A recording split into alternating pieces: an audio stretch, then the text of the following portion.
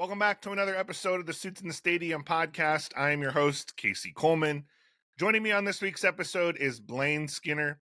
Blain spent almost 40 years in the front office of the LA Lakers.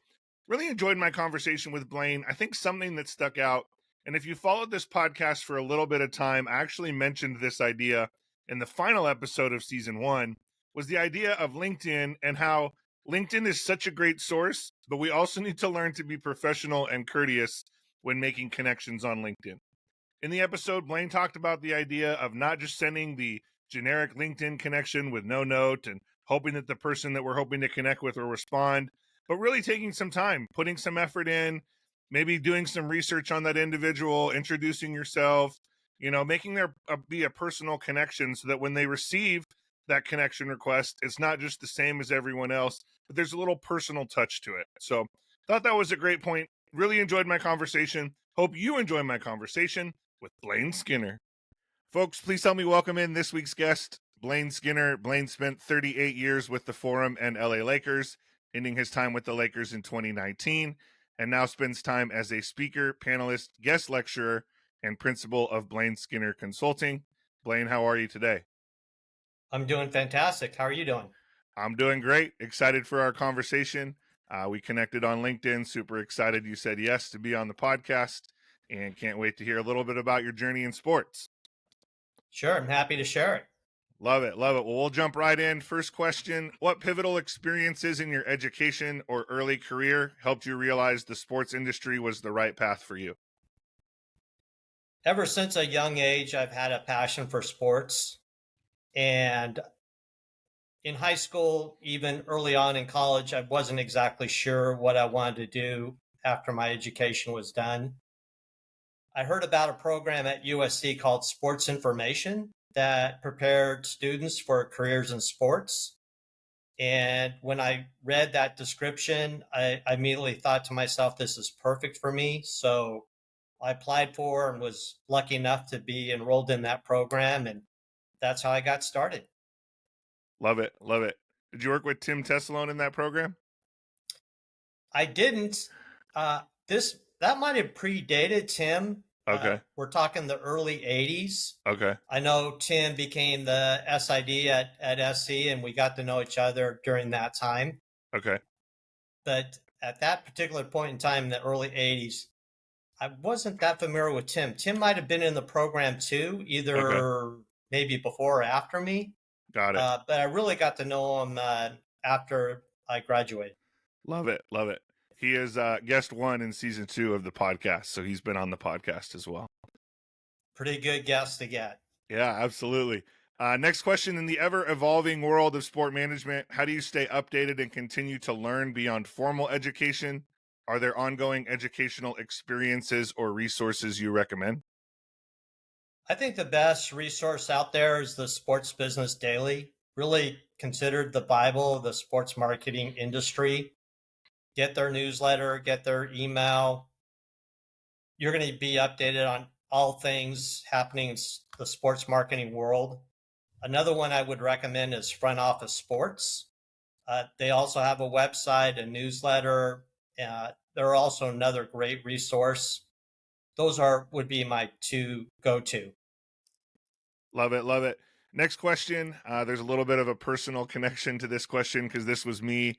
But what advice would you give to individuals who are considering a career in sports but may not have a traditional sports-related educational or work experience background? How can they leverage their existing skills and knowledge to break into the sports industry? That is a good question. I would say to volunteer your time for events. Every year in Southern California, we have a number of sporting events, whether it be the PGA Tour Stop, the Long Beach Grand Prix, the marathon. All these events take place on a yearly basis. All of them need volunteers to do that. And if you volunteer your time, then you're making connections during that event. You're obviously, working with people in the sports marketing industry. Yeah. Then you've got something to put on your resume. You've got something to talk about during interviews. It's best to do it when you're young, Not to say you can't do it when you're in your early 20s, but the longer you wait, the harder it is to break in the industry, Sure. only because it's so competitive. You probably know that everybody wants to get into sports marketing in some way, shape, or form. There's Yeah. definitely more people than opportunities that exist. So it's super competitive. Yeah. Very much can attest to that in real time. You've worked approximately 41 years so far in the sport management field. To what or to whom would you credit your longevity in the sports world? Boy, it really helps to really enjoy what you're doing. I obviously have a passion for it. Yeah, A lot of people in the industry have a passion for it. But if you don't have a passion for it, right, a true love for it, you've got to really like what you do. sure. So what happens is if you do something that you really like, you really enjoy, then the extra time and effort that you put into it comes naturally because Yeah, it's not something that you have to make an effort to do. It just comes easily. yeah, And then basically you'll outwork others because others will be in the same, uh, doing the same thing you're doing, yeah, but they might not have the drive and the passion for it. So if you outwork those individuals, you're going to get more opportunities. yeah. Love that. Love that for sure. As we just mentioned, it's competitive, so anything you can do to stand out is definitely a benefit for sure. Transitioning to the advice portion of our conversation, what are the key skills or qualities that you believe aspiring sport management professionals should focus on developing to stand out in such a competitive job market as we just referenced? Two things. Number one, there's absolutely no substitution for hard work. Yeah, Not everybody has it, but boy, you got to work hard. You got to put in the time and the effort. Again, if you love what you're doing, that's second nature, so it will right. come naturally. The other is just to keep up on technology. It's ever changing, ever evolving, and you really got to stay current on what's happening. If you don't, the technology train is going to leave the station. You're going to be left behind. So uh, it's especially for somebody in my generation, it's an effort because we didn't grow up with technology. I've got two young boys, and I've experienced them growing up, but Yeah, they've been in front of computers since they were 2, 3 years old. sure. Uh, People like me in our 60s, the most technologically advanced thing we had growing up was a typewriter. So, so keeping up on technology is really very important, and really understanding it and really diving into it. Don't be intimidated by it. Want to dive deep into the waters of learning what all this new technology is about, how it works. As an example, right now everything's all about artificial intelligence, Yeah, and I'm just now I'm a little probably late to the party, but I'm really trying to find out all about artificial intelligence I can. And what I've found so far, it is an incredible tool. So it can only make you more efficient. And again, if you understand it, it can only benefit you down the road. absolutely. Technology is ever changing, and AI and Chat GPT is one of those things right now for sure. The sports industry is known for its high pressure moments. How do you personally maintain your composure and make strategic decisions during intense situations? I would say you really need to have a level head. Don't let the highs get too highs or the lows get too low. And if you do that, then I think you'll find you'll have a lot of success. Things may look awful. And so you might be presented with a situation which you think, man, how am I going to deal with this? This seems insurmountable. But what I have found with every challenge that I've faced like that, it's actually an opportunity to succeed, right? Sure, sure. So if you take a terrible situation and make it right, then you really stand out. And that's the true measure of somebody that can be successful is not everything is handed to you on a silver platter. You're going to have challenges along the way. Right. And life and work is going to throw you curveballs constantly. So it's just, how do you handle those curveballs? And if you keep a level head, I think if you don't let your emotions get to you, then you can be clear headed and able to meet any challenge. Love it. Love it as well. Next question I love asking just because I know from personal experience, I didn't get to where I'm at today by myself. I'm sure you can attest to the same thing. Did you have different mentors along your journey that you leaned on when you needed to? And how did they best help you along the way? Yeah, absolutely. So I first started working at the Forum in 1982.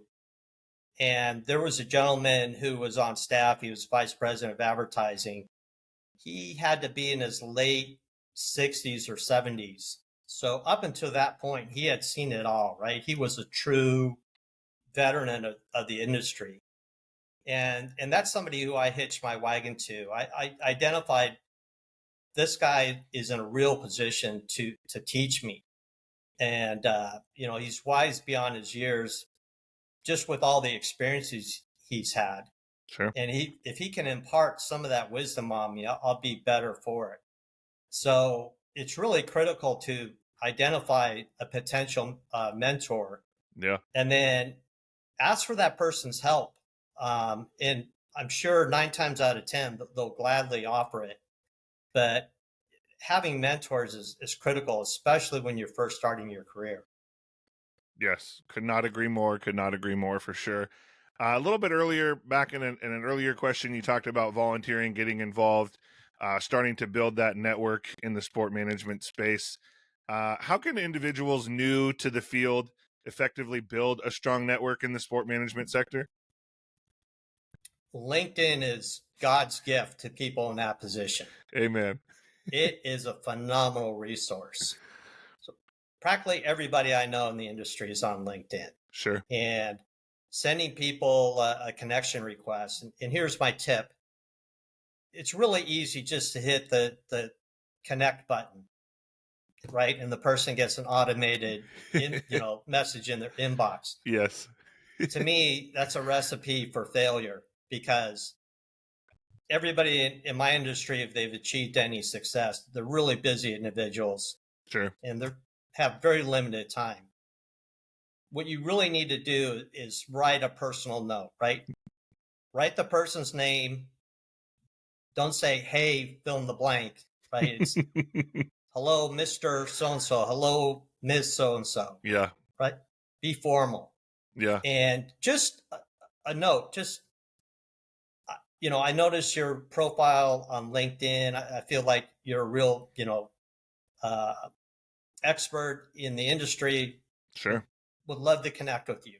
Short and sweet, right? Because Yeah. again, these people are very busy. Yeah. So if I'm on the receiving end, to me, I was like, oh, this person, put some time and effort into this. Yeah. And now I'm not saying everybody's going to accept it. It's not a slam dunk, but your chances of success are going to be increased if you just add a little personal touch.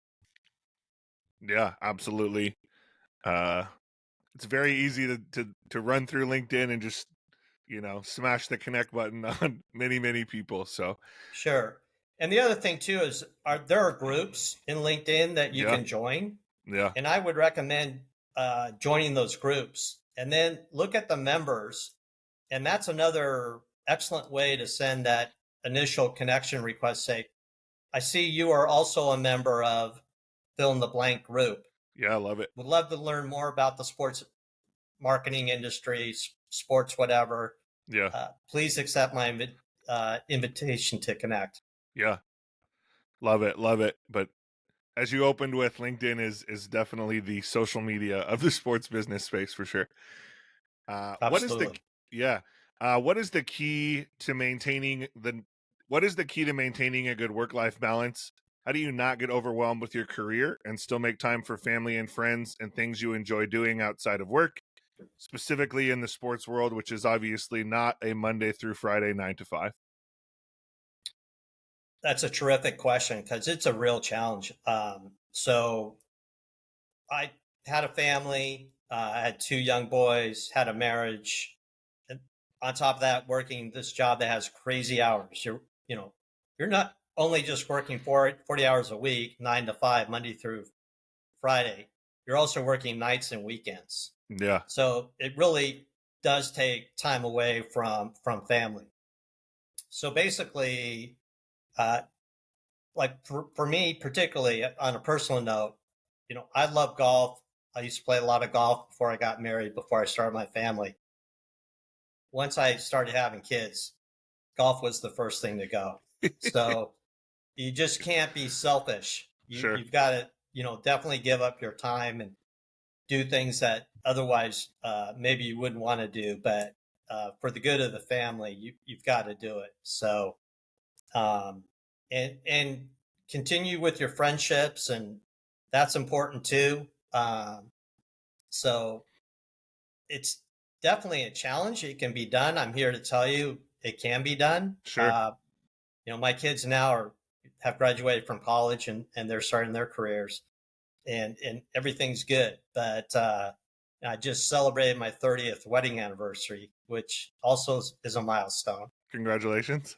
Thank you. But it is a challenge when you're working all those hours. And then on top of that, I live in Orange County, and the Lakers obviously play in downtown LA. Yeah. The training center where Lakers headquarters is hour away going each way. So Yeah. I've spent a lot of time on the 405 as well. But it is a challenge. Just know going into the industry, I think, is half the battle. Sure. That it's not a surprise after the fact to you or your loved ones. Yeah. When I got married, my wife knew I worked for the Lakers, and that was going to be part of the deal, that I was going to work a lot of hours and I wasn't going to be home. Yeah. So if everybody knows those expectations going into it, it definitely makes things better. Yeah. And then you can just adjust accordingly. Sure. Quick follow up to that, because you just mentioned it, but how important is it to have a spouse that is supportive and well aware of your commitment, that you're going to maybe miss, meals or sporting events or choir concerts, band concerts, stuff like that? How important is that? Oh, it's huge. Absolutely huge. So I met my wife, I was already well into my career, so she Sure. knew it was part of the deal. Sure. Now, conversely, if you're starting to go into the career and wasn't what you were doing before, you definitely need your spouse's approval. She needs to be on board, or he needs to be on board before you make that commitment. Yeah. Because otherwise, it's just going to lead nothing but problems. Sure. Time is so important to your relationship, to everything. Yeah. And you really need to make sure that your significant other is on board with you making that sacrifice. And in turn, she's going to have to make that sacrifice too, right? Yeah. So while you're working, she's going to be handling family chores and things of that nature. Yeah. And she needs to have, bought into that before you go on that endeavor. Yeah. If you don't get that, believe me, it's just a recipe for problems. Yeah, absolutely. Final question in the advice portion. We've touched on a few things earlier. You talked about just finding things that you love. We talked about LinkedIn a little bit. Just with how competitive this field is, and as someone who I would assume has hired many people in their time with the Lakers, with the Forum, just kind of curious if there's any tips, tricks, or insights that people can use to set themselves apart. And as we've talked about multiple times, an industry that's extremely crowded. Well, I'm going to sound redundant, but again, hard work, absolutely nothing replaces that. Just having good people skills is another one. Just being able to read people, be able to talk to people. It's a fine line between being too aggressive and not aggressive enough. Sure. I kind of chalk all those things up to just having good people skills. Yeah. Again, staying current on, all relevant events to your industry. With the Lakers, I grew up a Lakers nut. I love the NBA, but you got to know the NBA. Yeah. When you're sitting in front of clients and they ask questions, you got to know how to answer those questions, and Sure. you can't fake it. You got to be authentic. If you try to fake it, then you basically have lost all credibility. So staying really current on what's happening in the industry that you work in. So for me, it wasn't just staying current on the Lakers, which was easy to do because that was my life, Right. but staying current on the NBA because everything that happens in the NBA affects the Lakers. Staying current just in sports in general, because oftentimes the client you're dealing with is not only a Laker fan, an NBA fan, but they're probably interested in other sports as well. Sure. And then just staying current on all current events in your industry. Yeah. So if you're in sports marketing, like I said, you better be reading the Sports Business Daily. You better be reading Front Office Sports. Yeah. On Twitter, for example, I follow a bunch of sports marketing related feeds. Okay. So I'm constantly exposed to those on a daily basis. Again, on LinkedIn, I always have a tab open on my browser for LinkedIn, and I'm checking that constantly. So if somebody in the industry is posting about something, I want to be able to see that, read that, and also like it or comment on it. Those are important too. It's all about staying connected to the industry. So all those things are important. Yeah, great insight there for sure. Absolutely. Bringing it home, final few questions. Next question, what is the most, and maybe you have more than one, that's absolutely fine. What is the most heartwarming or memorable sport moment you witnessed or experienced? Maybe something we as the casual fan would never see on TV, but you had the chance to witness or experience? I saw that question on your questionnaire. I had to give that some thought. And here's what I want to share with you. After the Lakers won the championship in 2010, we beat the Celtics. Okay. Which was wonderful. Anytime you beat the Celtics and win the championship, it's a Right. wonderful thing. Right. But up in the Arena Club, after the game, I bought a bottle of champagne, and not to drink, but to pour it on top of people's heads, because we all see the celebration in the locker room. Yeah. With the players with the goggles on and being sprayed with champagne and having champagne poured over their heads. So I went around to coworkers and splashed them with champagne and even doused myself with some of it. So I've had a lot of other great experiences, which we've all seen on TV. But that's a personal one that obviously never would have been on TV, and I think is pretty heartwarming. Yeah. And let me tell you, there's nothing like the feeling of champagne dripping down your head and onto your suit. It's a wonderful, wonderful feeling, especially when you've just won a championship. Yeah. Yeah, when you've earned it for sure. That's awesome. If you could switch roles with any athlete for one day, who would it be and why? That's another really great question. So I grew up playing soccer. Okay. And I always tell people my mom was a soccer mom before that term even existed. So I've followed soccer my whole life. And I've been a real big fan of particularly the players overseas. Okay. The soccer wasn't big in the U.S. and in the 70s especially. Boy, it's changed now. But present day, I've got to go with Messi. Okay. What he did in the World Cup and what he's doing now has just been phenomenal. Yeah.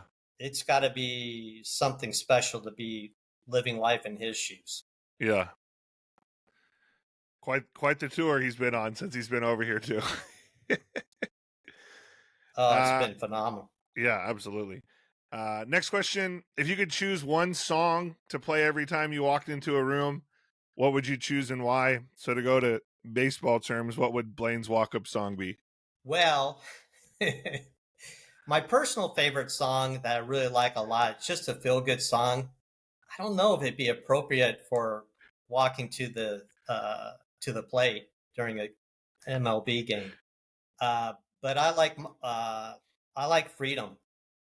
That is a really one of my favorite songs. So that's sung by George Michael, and it's just a real good feel-good song. So Okay. That's what I'm going to go with.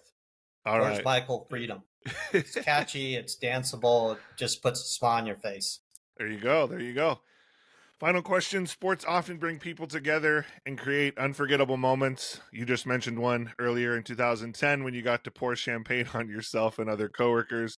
Is there any other personal sports memories that have left a lasting impact on you? I'm sure there's many, but if you had one or two you had to pick that stood out. Yeah, so I've got a couple. One is when Kirk Gibson hit the home run. I was fortunate enough to be in the right field pavilion when that happened. And I was just at the bottom of the pavilion. Jose Canseco's 15 feet in front of me. And I'm yelling at Jose while Kirk Gibson's at the plate. Jose, you're never going to see it, Jose. You're never going to see it. I kept saying it over and over again during that entire time he was at bat. Yeah. And I don't remember this. My friend reminded me that I was with. He said Jose took his glove and he waved it off at me like, get out of here. And sure enough, Kirk Gibson hit the home run. It sailed over our heads. That was euphoric. One of the greatest moments in LA sports history. They've done surveys about that in the past, and that invariably, if it's not number one, it's right up there, 1, 2, or 3. Sure. Of the all-time greatest LA sports moments. The other one would be, I've been able to do this 1 or 2, maybe 3 times, to ride on a double-decker bus during the Lakers championship parade. Yeah. Going down Figueroa with having thousands of fans lined up on the streets and confetti dropping down. Yeah. It's an unbelievable experience. And I was so fortunate to be able to experience that a couple of times, at least 2, maybe 3. Phenomenal experience. So those 2 would stand out for me. Yeah, I mean, 2 great experiences. You had that with the champagne. Sounds like a few pretty good experiences you've got to have in your journey, and I'm sure there's many more. So one thing I want, sorry for that. One thing I did want to mention, because I know a lot of people such as yourself, and one of the reasons why you started Suits in the Stadium is for people to get into the industry. And so here's my thing. There's practically nothing in life you can do by yourself. You need the help of others. Yeah. And the more people you know, the more people will be in a position to help you. So I would make a real concerted effort to get connected to as many people as possible. Again, LinkedIn is a great place to do that. Yeah. But you really need to make a concerted effort to do that. So again, reach out to people on LinkedIn, send connection requests, join those groups, engage in posts, have a high profile on LinkedIn especially, but build out your network. Even what I'm doing now, which post Lakers, I started a consulting company. And what I have found is my network is my most valuable asset. Yeah. So if you're starting in the industry, you've really got to connect with as many people as possible. The more people you're connected to, the more opportunities you're going to be presented with. Absolutely. Absolutely. Blain, thank you so much for sharing your time. Thank you for being a connection for me and accepting my LinkedIn request. And here we are having you on the podcast, and I just appreciate your time. Absolutely. Happy to do it. Great meeting you. Great talking to you. Thank you for watching another episode of the Suits in the Stadium podcast. You can still find the audio version of our podcast wherever you get your podcasts, including Spotify, Apple Music, Google Podcast, iHeartRadio, and many more. New this season, you can find the video version of our podcast on our YouTube channel. Please make sure, if you haven't already, to follow us across social media platforms, including LinkedIn, Instagram, Twitter, and TikTok. We release new episodes every Monday, so make sure you subscribe so you never miss a single episode. Thanks so much, and we'll see you in the next one.